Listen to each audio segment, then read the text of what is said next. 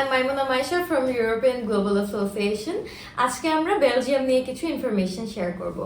Belgium কিন্তু একটি ইউরোপের সেনজেনভুক্ত দেশগুলোর মধ্যে একটি। আপনারা যদি পড়াশোনা করতে চান বেলজিয়ামে, সেক্ষেত্রে অ্যাপ্লিকেশনের টাইমে কিছু রিকোয়ারমেন্টস লাগবে।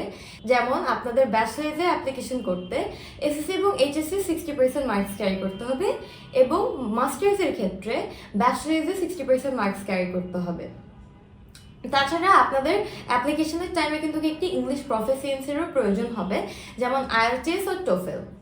এখন যদি টিউশন ফিজ নিয়ে কথা বলি, সেটা হচ্ছে অ্যাভারেজে এক বছরে 5 থেকে 7,000 ইউরোর মধ্যে হয়ে থাকে, এবং স্টুডেন্টরা কিন্তু পড়াশোনার পাশাপাশি পার্ট টাইম জব অপরচুনিটিও পেয়ে থাকে, যেটা অ্যারাউন্ড 20 আওয়ার্স পার উইক হয়ে থাকে। আফটার গ্র্যাজুয়েশন স্টুডেন্টরা কিন্তু জব সার্চ ভিসা নিয়েও জবের জন্য অ্যাপ্লিকেশন করতে পারবে।